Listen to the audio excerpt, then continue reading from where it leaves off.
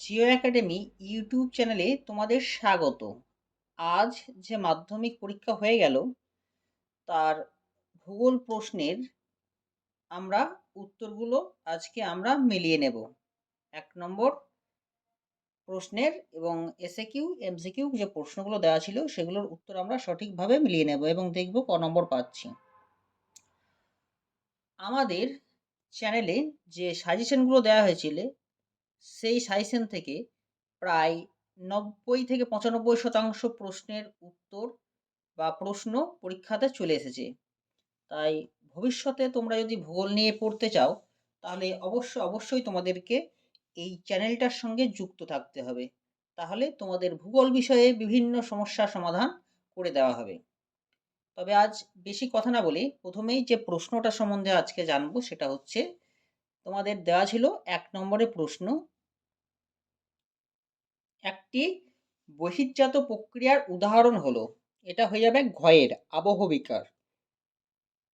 ২ নম্বরের প্রশ্ন যেটা ছিল যে পার্বত্য হিমবাহের শীর্ষদেশে হিমবাহ ও পর্বত গাত্রের মধ্যে সংকীর্ণ ও গভীর ফাটলযুক্ত বা ফাটলগুলিকে কি বলা হয়? এটা বলা হবে আমাদের বার্গস্ক্রুন্ড। ক, বায়ুমণ্ডলের যে স্তরে আবহাওয়ার গোলযোগ দেখা যায় সেই স্তরটা হচ্ছে আমাদের সর্বোচ্চ নিচের স্তর। আমি আলোচনা করে দিয়েছি আগের ভিডিওতে। এটা হচ্ছে ট্রোপোস্ফিয়ার। তারপরে প্রশ্ন হচ্ছে ৪ নম্বরের প্রশ্ন, বৈপরত্য উত্তাপ সংঘটিত হয় যখন উচ্চতা বৃদ্ধিতে উষ্ণতা হ্রাস পায়। ক, ৫ ভূপৃষ্ঠের কোনো একটি স্থানের জোয়ারের সঙ্গে ভাটার সময়ের পার্থক্য কত? এটা হয়ে যাবে ৬ ঘন্টা ১৩ মিনিট। ৬ নম্বর প্রশ্নটা দেখো, সমুদ্রের যে স্থানে উষ্ণ ও শীতল স্রোত মিলিত হয় তাকে বলে হিমপ্রাচীর। গ, ৬ গ। বিষাক্ত নয় এমন একটি বর্জ্য পদার্থের উদাহরণ হলো ধানের খোসা। ধানের খোসা জৈব ভঙ্গুর। এ ভেঙে যায় এবং মানে সাধারণ প্রকৃতির সঙ্গে বা মাটির সঙ্গে মিশে যায়। নেক্সট প্রশ্ন হলো যে ভারতের উত্তরের পার্বত্য অঞ্চলে অবস্থিত একটি লবণাক্ত হ্রদের নাম হলো, আমরা এটা চীন এবং ভারতের সীমান্তে অবস্থিত প্যাংগং হ্রদ। ঠিক আছে, এটা উত্তর হয়ে যাবে প্যাংগং হ্রদ। এটা জম্মু কাশ্মীরে অবস্থিত। ভারতের একটি মুখ্য বৃষ্টিচ্ছায় অঞ্চলের নাম হলো, এটা হবে ৯ ক, শিলং মালভূমি। ১০ প্রশ্ন দেখো, ব্যাসাল্ট শিলায় আবহবিকারের ফলে সৃষ্ট মৃত্তিকা হলো, এটা হবে কৃষ্ণ মৃত্তিকা। তবে ১০ গ। ১১ প্রশ্ন দেখো, ভারতের কার্পাস গবেষণাগার কোথায় অবস্থিত? এটা হচ্ছে নাগপুরে। বন ভিত্তিক শিল্পের একটি উদাহরণ হলো কাগজ, কারণ পাহাড়ের সরলবর্গীয় অরণ্যের কাঠ কাগজ শিল্পের প্রধান কাঁচামাল। তারপরে ১৩ নম্বর প্রশ্ন হচ্ছে, ভারতের ডেট্রয়েট নামে পরিচিত কে? চেন্নাইকে বলা হয় ভারতের ডেট্রয়েট। ২ যে প্রশ্ন আছে ২ দাগে শুদ্ধ অশুদ্ধ, আমরা দেখে নেব কোনটা কোনটা শুদ্ধ হবে কোনটা কোনটা অশুদ্ধ হবে।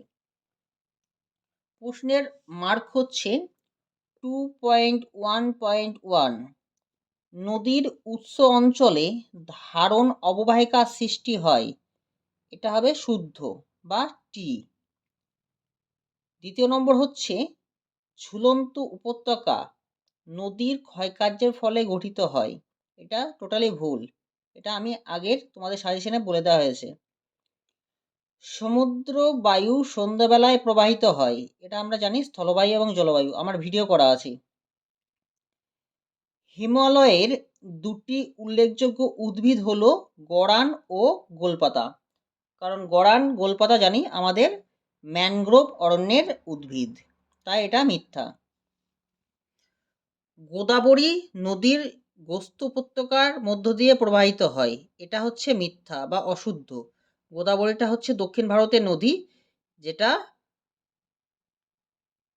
গোস্ত উপত্যকার মধ্য দিয়ে প্রবাহিত নয়। গোস্ত উপত্যকার মধ্য দিয়ে প্রবাহিত হচ্ছে কেবলমাত্র নর্মদা নদী।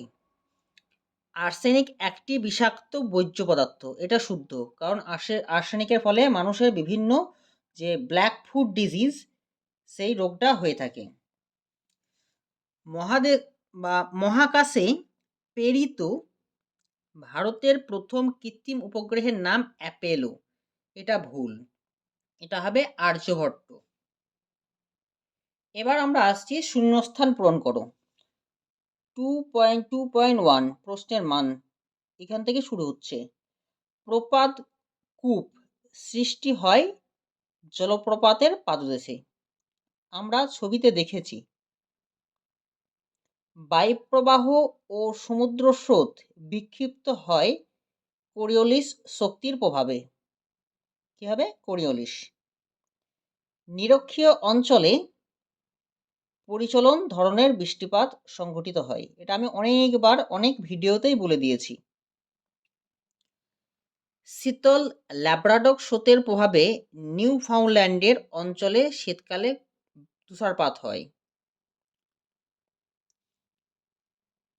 ব্যবহৃত ইঞ্জেকশন সিরিঞ্জ একটি সংক্রামক বর্জ্য পদার্থ, কারণ এই ইঞ্জেকশন যাতে ওয়ান ইউজ অ্যান্ড থ্রো, একজনের ইঞ্জেকশন যদি আর একজনকে দেওয়া হয় তাহলে বিভিন্ন রোগ হতে পারে।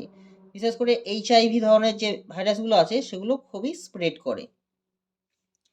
ন্যাপথা পেট্রোরাসায়ন শিল্পের প্রধান কাঁচামাল।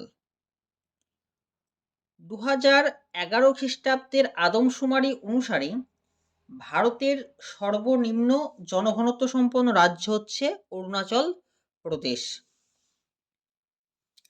এবারে যে প্রশ্ন আসছে সেটা হচ্ছে তোমাদের স্তম্ভ মেলাও। প্রথমেই যেটা হবে 4 নম্বরের 2-4, কাশ্মীর উপত্যকা কি হয়, জাফরান উৎপন্ন হয়। লুনি নদী অন্তঃসলীলা নদী জানি কোথায়, রাজস্থানে। রডোডেন্ড্রন কোথায় হয়, আলপীয় উদ্ভিদ। সালেম হচ্ছে শঙ্কর ইস্পাত কেন্দ্র। এই গেল তোমাদের আজকের 1 নম্বরে যে প্রশ্নগুলো ছিল সেই প্রশ্নগুলো। আমি যে সাজেশনগুলো তোমাদেরকে দিয়েছিলাম সেই সাজেশন থেকে প্রায় 90-95% প্রশ্নের সাজেশন বা কমন তোমরা পেয়েছো। আশা করি ভবিষ্যতেও তোমাদের সঙ্গে বা আমার এই চ্যানেলের সঙ্গে যদি যুক্ত থাকো, তাহলে যদি পরবর্তীতে তোমরা ভূগোল সাবজেক্টটা নিয়ে থাকো 11-12-এ, তাহলে যথেষ্ট তোমরা উপকার পাবে আমার এই চ্যানেল থেকে। ধন্যবাদ।